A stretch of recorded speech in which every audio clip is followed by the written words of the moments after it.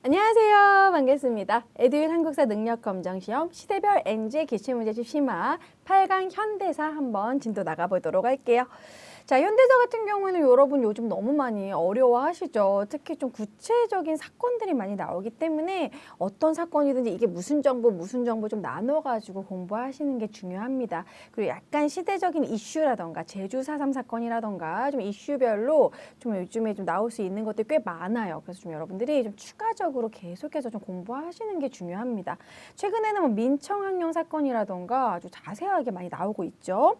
자, 먼저 이제 광복 직후의 한반도 내 동향부터 보도록 하겠습니다. 여기 파트는 우리나라가 광복을 맞이했지만 완전한 광복이 이루어지지 않았어요. 미군정 소군전으로 38도선을 중심으로 이렇게 우리가 군정이 실시가 됐고, 그리고 모스크바 3국 외상회의로 신탁 통치가 결정이 됩니다. 그 뒤로는 이제 미소공동위원회 일어나는 걸로 이렇게 좀 이렇게 요 부분은 순서를 좀 정리를 해주셔야 돼요. 그래서 여러분들이 순서를 쫙 나열해서 쓰면서 본인이 좀 파악을 하셔야 됩니다.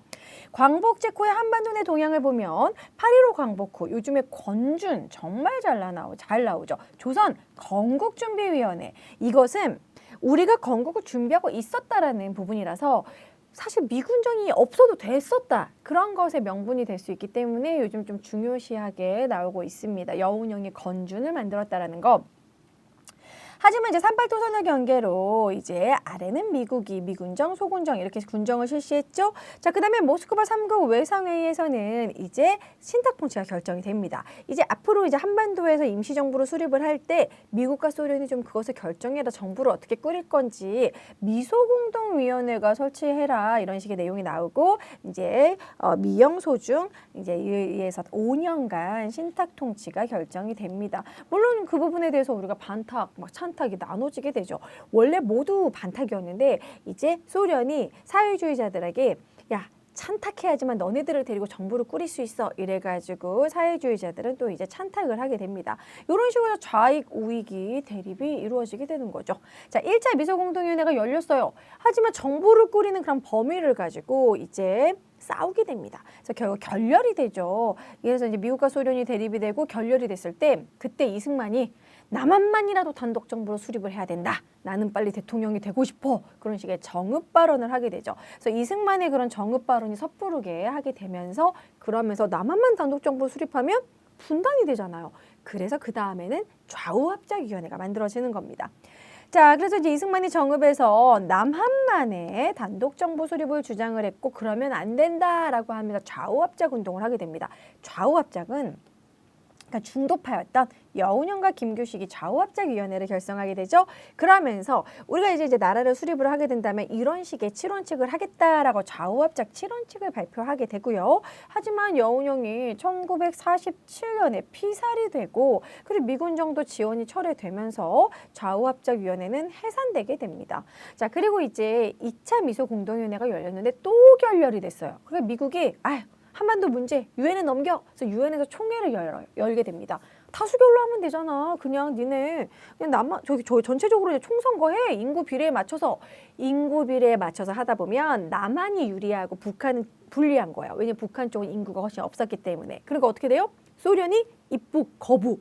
그냥 유엔 그 임시위원단들 입국 거부를 시키니까, 그러니까 이제 유엔 소총회로 또 넘기게 되고, 가능한 지역만 해. 그래서 결국 남한만 총선거가 결정이 되고, 그 김구가 남북 협상하러 가는 거죠. 자, 유엔의 결정 보시면요. 2차 미소공동위원회가 결렬이 됩니다. 유엔에 상정했어요. 유엔 총회에서 남북한 총선거를 해라. 하지만 유엔 한국 임시위원단이 선거를 도와주러 왔을 때 소련이 입국 거부를 해요. 그리고 나서 이제 소총회에서는 선거 가능한 지역, 참 복잡하네, 그냥 남한만 해. 그래서 결국 남한만 단독 총선거가 결정이 됩니다. 자, 그랬을 때 요때 2월에 김구에 관련된 그 사료가 나올 수 있는데, 3천만 동포에게 읍과 내가 38도선을 베고 쓰러질지언정, 이런 식의 내용이 나오죠. 그 다음에 이제 남북협상, 유엔 소총회에서 남한만의 단독 총선거를 결의하자 김구와 김규식이 남북협상을 진행했지만 성과를 거두지 못했고, 결국 그 뒤에 이제 김구는 또 암살이 되죠.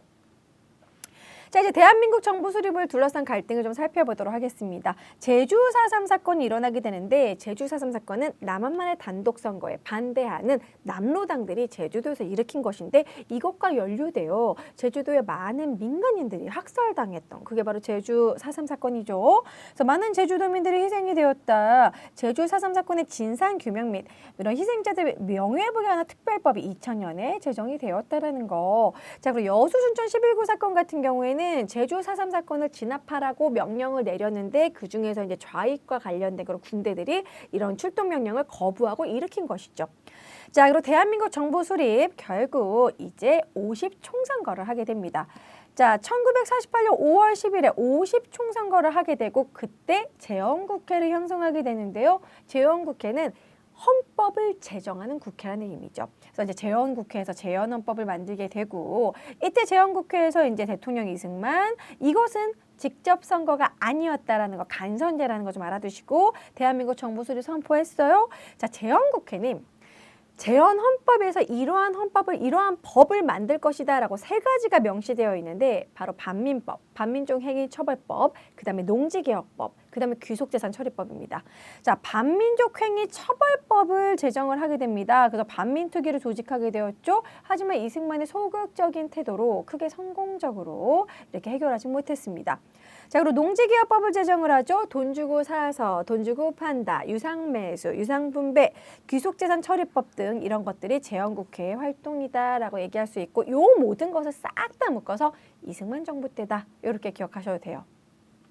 자, 이번에는 6.25 전쟁으로 넘어갈게요. 자, 6.25 전쟁은 순서가 정말 잘 나옵니다. 자, 1950년 1월에 미국의 애치슨 선언이 있었습니다. 애치슨이 그 태평양 극동 방위선에서 이 타이완과 한반도를 제외하겠다 이게 선언을 해요. 이때다 싶어서 이제 북한이 쳐들어온 것이죠. 북한이 기습 남침을 하게 됩니다. 불법 남침. 그리고 3일 만에 서울이 점령돼요. 막 탱크 몰고 오는데 뭐 국군이 어떻게 할 수가 없는 거야.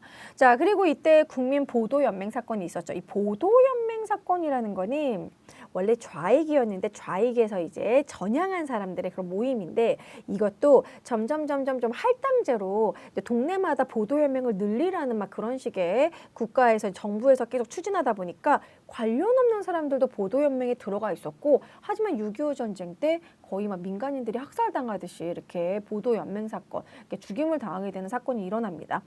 자, 그다음에 유엔군 참전했고 다부동 전투와 관련해서는 뭐 이제 낙동강 방어선 이제 구축을 하죠. 그리고 나서 정말 중요한 게 전세를 바꿀 수 있었던 것이 국군과 유엔군의 바로 인천 상륙 작전입니다. 맥어더 장군, 노병은 죽지 않는다.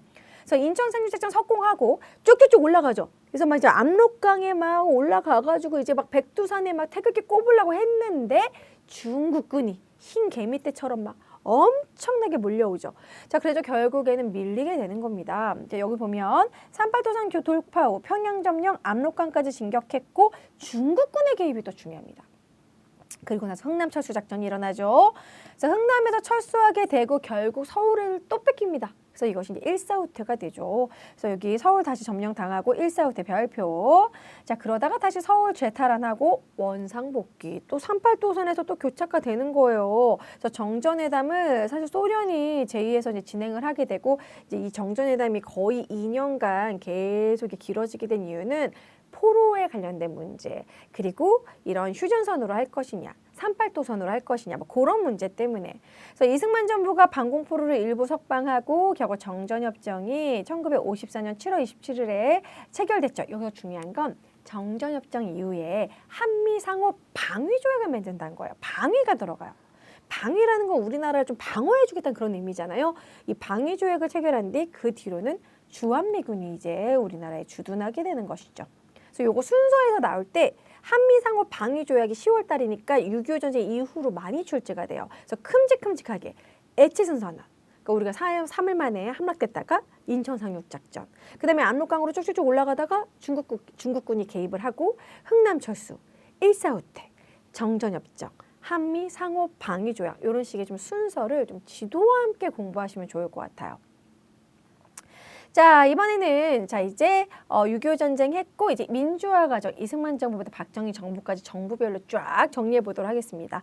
이승만 정부는 아까 나왔던 6.25 전쟁부터 해가지고 그 앞에 있었던 것도 다 이승만 정부로 같이 좀 정리를 해주시고 개헌 두 번이 있습니다. 발췌개헌과 4.4.5 개헌 1차와 2차 개헌이 이루어졌는데 자 발췌개헌은 전쟁 중이라는 게 좀 중요합니다. 1952년 6.25 전쟁 중에 이 피란 수도였던 부산에서 대통령 직선제로 개헌을 한 거예요. 왜냐면 이때 국회의원들이 좀 이승만이 좀 인기가 떨어졌고 이승만의 반대 세력들이 많이 국회의원을 뽑히니까 내가 안 될 것 같은 거야.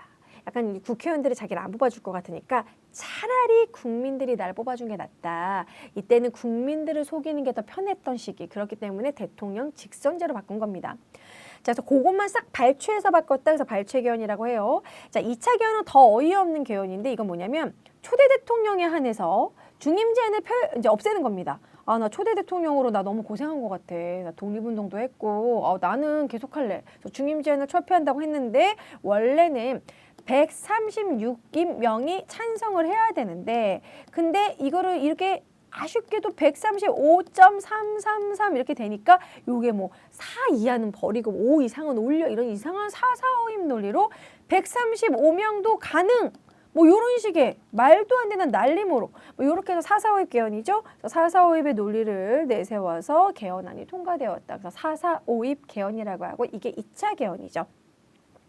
자, 그리고 나서 이게 4.4.5입 개헌은 이게 4로 끝나니까 4.4.5입. 그 다음에 조봉암에 처형되는 진보당 사건. 이거는 1958년 반공체제를 강화하면서 조봉암이 평화통일을 한번 주장했다가 간첩이다 이러면서 사용당하죠. 그래서 사실 이거는 조금 깊이 들어가면 신국가보안법이라고 해서 보안법을 또 강화하게 되는 거와 관련이 있고 거기서 이제 보안법 파동이라고 하고요. 자, 1960년 4.19 혁명 같은 경우에는 뭐 때문에 3.15 부정선거가 원인이 돼서 3.15 부정선거에 대항해서 4.19 혁명이 일어났고 이때 많은 학생들이 총을 맞고 경찰의 발포로 죽었잖아요. 그래서 이제 교수들이 학생들의 피해 보답하라. 대학 교수들의 시국선언으로 이승만이 내려오게 됩니다. 그래서 이승만 대통령 하야 그리고 나서는 이때 허정 과도 정부에서 3차 개헌을 하게 되고 3차 개헌은 의원 내각제, 이 내각 책임제로 바꾸게 되죠. 내각 책임제로 바뀌고 양원제로 민의원, 참의원, 양원제 그리고 나서는 장면 내각이 수립이 됩니다. 그래서 장면 내각이 출범이 되고 그 다음에 4차 개헌, 3.15 부정선거자를 처벌하기 위한 개헌이 이루어지죠. 그게 바로 4차. 3차와 4차는 좀 좋은 개헌이다. 필요한 개헌이라고 할 수 있죠. 자, 그럼 이제 그러고 나서 장면 내각이 뭔가 경제 성장을 시키려고 하는 분위기에서 감군 조치를 해요. 이제 6.25 전쟁이 지난주도 꽤 됐고 경제가 우선이다. 군대 수를 좀 줄이겠다. 이런 식으로 하니까 군인들이 화가 나죠. 5.16 군사정변이 일어나게 됩니다. 1961년 5.16 군사정변이 일어나고 이제 박정희를 중심으로 이제 막 국가를 새로 세우겠다, 재건하겠다, 국가재건 최고회의를 만들고 공포의 상징 중앙정보부를 설치합니다. 그리고 나서는 5차 개헌을 해요. 5차 개헌을 해서 대통령제로, 대통령 직선제로 바꾸고 국회도 심플하게 단원제로 바꿔요. 본인에게 민정이양을 시키는 거예요. 원래 참신한 국회의원에게 내가 넘기고 가겠다라고 했지만 본인에게 넘기죠. 대통령의 박정희가 당선이 돼요. 직선제인데도 불구하고 당선이 돼요. 이때는 인기를 얻었습니다. 자, 그럼 이제 박정희는 경제 성장을 내걸었단 말이에요. 근데 국가에 돈이 없어. 어디서 끌어온다? 일본에서 끌어오고 미국에서 끌어온다. 일본에서 끌어오는 한일 협정, 미국에서 끌어오는 브라운 각서, 베트남 파병과 관련이 있죠. 자, 한일 협정을 체결해서 한일 국교 정상화를 추진을 해서 그렇게 해서 차관을 들여오고 그리고 이제 베트남 파병. 그래서 베트남 파병으로 또 브라운 각서로 인해서 또 미국에서 차관을 들여옵니다. 자, 그런데 한일 국교 정상화 관련해서 1964년에 6.3 시위라고 해서 구료개교에 반대한다라는 6.3 시위가 일어났었고 이것 때문에 제1차 인혁당 사건이 일어나기도 합니다. 우리가 일본하고 잘 지내려고 하는 거를 인민혁명당 북한의 지령을 받아가지고 방해하는 거다. 이런 식으로 인혁당 사건으로 진압을 한 것이죠. 6.3 시위를. 자, 그리고 이제 그 박정희 정부 때는 삼선 개헌이 이루어집니다. 1969년에 대통령의 삼선을 가능하게 했던 거. 이때부터 인기가 떨어지고 독재가 시행이 되는 거죠. 그러다가 1972년에 유신체제가 시작이 되는데요. 이 유신체제는 이제 7차 개헌이에요. 6차 다음에 7차. 유신체제는 진정한 독재, 입법, 행정, 사법을 모두 아우른 진정한 독재라고 할 수 있습니다. 그래서 10월 유신을 선포를 하고 막 계엄령 선포하고 유신헌법을 제정을 하는데요. 왜 유신이냐? 지금까지 통일을 위한 법은 없었다. 그래서 새로운 법이 필요하다. 통일이 될 때까지는 내가 희생해야 돼. 내가 대통령 계속 하겠어. 막 그런 거예요. 그래서 통일조치국민회의입니다. 그래서 통일조치국민회의 나오면 무조건 유신체제. 그리고 하나 더 긴급조치. 유신체제는 너무 하는 거면서 너무 잘 나옵니다. 이게 아무래도 박정희 그 정권 자체가 이제 19년이잖아요. 그러다 보니까 나올 가능성이 높겠죠. 그래서 통일조치국민회의, 대통령의 국회 해상권, 긴급조치 너무 중요하죠. 이제 긴급조치 막 뭐 3명 이상이 대통령에 대해서 안 좋은 유언비어를 날조하면 영장 없이 체포 가능 막 그런 내용이죠. 국회의원의 3분의 1 추천권 이런 거 대통령이 가지고 있었고요. 결국 유신체제가 붕괴된 사건은 YH 무역 사건이라고 해가지고 YH 무역의 여공들이 대거 잘리게 됩니다. 잘렸는데 월급도 안 줘. 그래가지고 이제 이들이 이때 야당의 대표적인 당이었던 신민당사에서 농성을 합니다. 그랬을 때 김경숙 양이 폭력으로 인해가지고 맞아가지고 구타로 인해서 죽게 돼요. 자, 그랬을 때 이제 막 많은 사람들이 분노를 했고 이때 막 김영삼도 막 갈비뼈 나가고 그랬는데 김영삼을 국회의원직에서 제명시켜버렸어요. 김영삼의 본진이었던 부산과 마산에서 막 부마 항쟁이 일어납니다. 부마 민주항쟁이 일어났을 때 이때 좀 떠오르는 해였던 차지철, 이 대통령 경호실장 차지철이 뭐 캄보디아 뭐 킬링필드에서는 뭐 300만 명을 죽였는데 우리도 한 100에서 200만 명 죽여도 뭐 별 문제 없지 않겠습니까? 뭐 이러니까 김재규가 그건 좀 아니지 않냐. 그러면서 김재규가 결국 11.6 사태로 중앙정보부장 김재규에 의해서 박정희가 피살되죠. 그런데 이게 이런 순서, 이러한 흐름을 좀 파악을 하시고 이때 1979년 11.6 사태 이후로 바로 12월 12일에 12.12 사태로 서울해봄 또 전두환, 신군부가 또 정권을 잡게 되죠. 자, 이렇게 해서 유신체제는 막을 내리게 되었다라는 거. 자, 전두환 중심의 신군부가 12.12 사태로 또 군부 세력이 정권을 잡습니다. 이제는 못 참아. 서울해봄, 막 민주화 운동이 엄청나게 일어나게 되죠. 특히 이때 서울역에 모여가지고 5월 17일에 아주 대대적으로 했기 때문에 5월 17일에 계엄령이 전국으로 확산돼요. 그래서 계엄령을 철폐하라 하면서 바로 그 다음날 5월 18일, 그래서 5.18 민주화운동이 일어나게 된 겁니다. 신군부의 비상계엄이 전국으로 확대되자 비상계엄 철회해라. 그리고 이때 막 김대중도 석방해라. 막 그런 식으로 막 유신체제 좀 종식하고 대통령 직선제 좀 하자. 이런 식으로 결국 전남 광주에서 5.18 민주화 운동이 일어났죠. 하지만 계엄군이 막 공수부대가 무차별로 막 진압을 하고 막 총기 사격하고 하니까 시민군을 형성을 하죠. 그러면 여기와 관련된 사료 이제 뭐가 나올 수 있느냐? 우리는 왜 총을 들 수밖에 없었는가? 시민군 형성 나오면 5.18 광주 민주화 운동이죠. 그리고 유네스코 기록유산 그것도 나올 수 있겠습니다. 자, 그래서 이 5.18 민주화 운동이 이 유네스코 세계 기록유산에 등재됐다라는 거 이것도 중요하죠. 유네스코 세계 기록유산과 관련된 현대사 부분은 이 부분 5.18 민주화 운동 기록물과 새마을 운동 그리고 이산가족 찾기 뭐 그런 부분. 자, 그리고 이제 민주화 과정, 이번엔 전두환 정부로 좀 넘어가 보면요. 결국은 신군부가 5.18 민주화 운동을 모두 진압하고 정권을 잡았잖아요. 그리고 나서는 국가보위 비상대책위원회를 설치하고 언론기본법, 이거 뭐냐면 보도지침. 무조건 국가에서 내리는 보도지침에 따라라. 뭐 이제 언론의 그런 자유라를 막 진압을 하는 거죠. 거기다가 삼천교육대를 만듭니다. 그래서 이게 바로 이제 전두환 정부의 키워드라고 할 수 있고요. 결국 전두환 정부는 8차 기원 끝에 통일주체국민회의의 명칭을 대통령 선거인단으로 바꿉니다. 여전히 장충체육관에 모여서 체육관 선거를 해요. 자, 그런데 달라지는 것은 단임으로 바꾼 대신 1년 늘려요. 그 전에 6년이었는데 7년으로 늘려요. 7년 단임 별표. 그 개헌과 관련해서 어렵게 나오게 된다면 요걸 가지고 이제 좀 여러분들이 좀 구분하게 나올 수 있습니다. 가장 길다. 6년에서 7년으로 7년 단임. 자, 그리고 전두환이 대통령에 선출이 되었고, 자, 강경책은 민주화운동을 탄압하고 언론 통제하고 막 그랬던 거 막 뒤에 막 그 뭐랄까요 대공분실에서 막 고문하고 막 그런 거 있었고 겉으로는 약간 막 문화적으로 프로야구, 프로축구 막 이런 식의 3S 정책을 하죠. 두발과 교복 자율화, 야당 통행 금지 해제. 막 해외여행 자유라 해외여행 가라 막 이런 거. 그리고 프로야구 프로축구 출범 뭐 이런 식으로 유화책도 썼다. 결국 박종철 고문치사 사건으로 6월 민주항쟁 1987이라는 영화를 좀 보시면 이 부분이 좀 이해가 잘 되실 거예요. 자, 국민들이 대통령 직선제 개헌 요구를 하고 있는 중에 박종철 고문치사 사건이 1987년 1월 달에 오픈이 됩니다.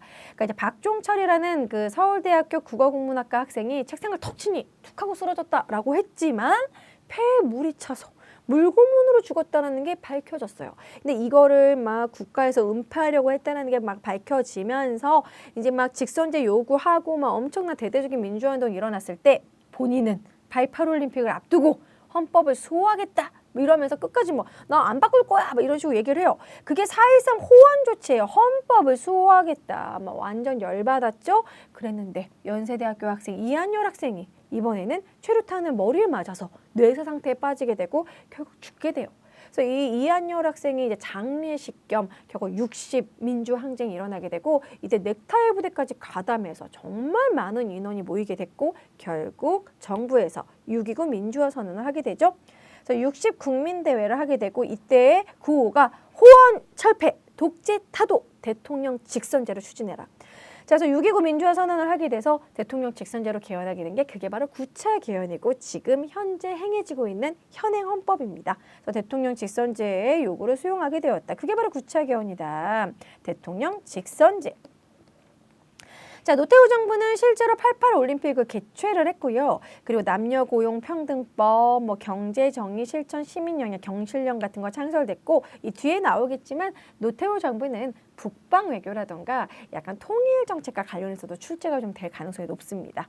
자, 이번에는 이제 김영삼 정부, 김영삼 정부 같은 경우에는 지방자치제를 전면 실시했다라는 부분과 역사 바로 세우기를 하면서 조선총독부를 폭파시켰죠. 그리고 이 국민학교의 명칭을 초등학교로. 그리고 전직 대통령 구속, 우리 노태우와 전두환은 어쨌든 법정에 세웠잖아요. 자, 그리고 민노총, 민주노총, 전국민주노동조합, 청년맹 결성했다라는 거.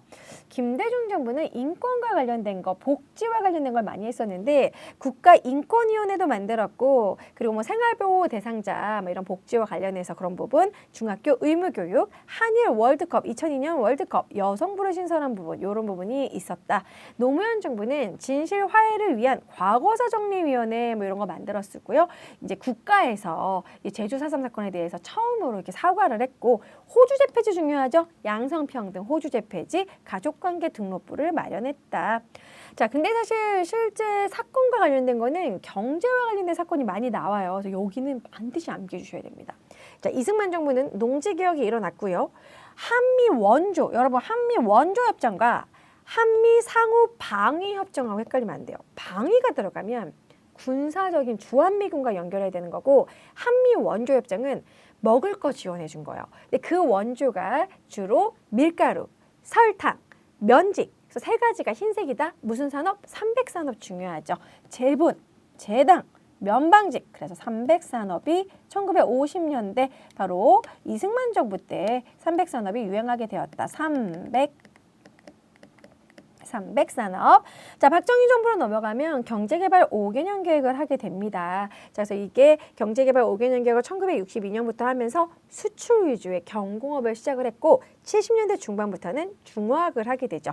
대규모 공업단지 조성, 포항제철, 뭔가 나라의 기반이 되는 그런 식의 기반시설, 경부고속도로 만들고 포항제철 준공하고 그러죠. 그래서 여기 경부고속도로 나오네요. 그래서 경부고속도로, 새마을운동, 뭐 수출 100억 불 달성 이런 식의 키워드들을 보고 요거 박정희 정부 요게 기억이 나셔야 됩니다. 이런 식으로 많이 나와요. 자, 새마을운동 같은 경우에는 뭐 새아침이 열렸네 이러면서 이 농촌을 농촌 생활환경을 개선하자 그런 건데 이게 전국으로 퍼지게 되죠. 하지만 새마을운동은 좀 유신체제를 좀 이용하는 유신체제 지금 정치에 관심을 둘 때가 아니다. 우리가 근면성실 이런 식으로 좀 정신적인 운동으로 좀 그렇게 된 것도 있다라는 거. 자, 사회문제 부분에서는요. 광주 대단지 사건은 1971년에 이 재개발의 부작용이라고 할 수 있습니다. 그리고 한평 고구마 사건은 또 역시 저고가 정책의 부작용.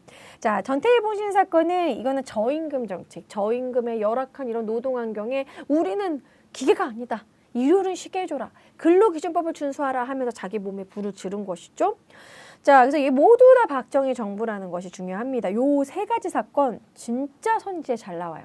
광주 대단지, 한평고구마, 전태일 분신. 이거는 지금 제가 시간 관계상 스토리를 다 얘기를 다 못하겠지만 여러분이 좀 검색해서 사진도 좀 보고 스토리를 알아두시는 게 좀 중요해요. 특히 전태일 분신 사건은 진짜 마음이 아픈 사건이거든요.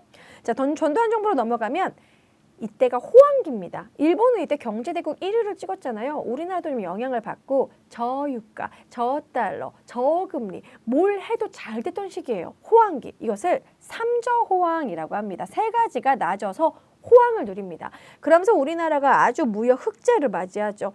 자, 그리고 전두환 정부 때 최저임금법이 제정이 되었다. 자, 김영삼 정부는 요거 너무 잘 나오죠. 금융실명제. 실명으로만 통장을 만들 수 있는 당연한 이야기지만 이게 이제서야 이제 행해지게 된 거죠. 금융실명제. 그래서 금융실명제를 실시하면서 이제 뇌물을 최대한 척결하자. 자, 그리고 경제협력개발기구 OECD에 가입해서 1996년에 와 선진국이다 했는데 1년 뒤에 결국 우리나라 이 거품 경제가 와르르 무너지게 됩니다. 결국에는 IMF에서 돈을 꾸게 되죠. 외환 위기로 국가 부도가 나잖아요. 그래서 결국 국제통화기금 IMF의 구제 금융 지원을 받게 됩니다. 1997년. 그래서 김영삼 정부는 사실 잘한 게 많은데도 불구하고 마지막에 IMF로 좀 마무리 짓고 막 이때 막 삼풍 무너지고 막 성수대교 무너지고 그래가지고 조금 안 좋게 평가받았던 좀 저평가받았던 정부라고 할 수 있어요. 그다음에 이제 김대중 정부 같은 경우에는 외환위기 극복을 위해서 근무후기 바로 김대중 정부 노사정위원회 잘 나옵니다. 그래서 노사정위원회로 이것 때문에 노동시장의 유연화로 이때 계약직이 많이 만들어지게 되죠. 자, 그리고 한칠레 자유무역 협정을 체결을 했고, 자, 그런데 이 한칠레 자유무역 협정과 관련된 거는 발효 노무현 정부로 많이 나와요. 자, 그 다음에 국민기초생활보장법이라고 해서 아까 말한 것처럼 생활보호 대상자에게 월 30만 원 지급 막 그런 것들이 이때 이제 만들어졌고요. 노무현 전제는 한칠레 자유무역, 한미 자유무역 협정 요것이 이제 자유무역에서 체결은 노무현 정부, 이명박 정부 때 발효되었다라는 거. 자, 이번엔 통일정책으로 넘어가 보도록 하겠습니다. 자, 통일정책은 사실 이승만 때는 뭐 통일의 통짜 꺼냈다가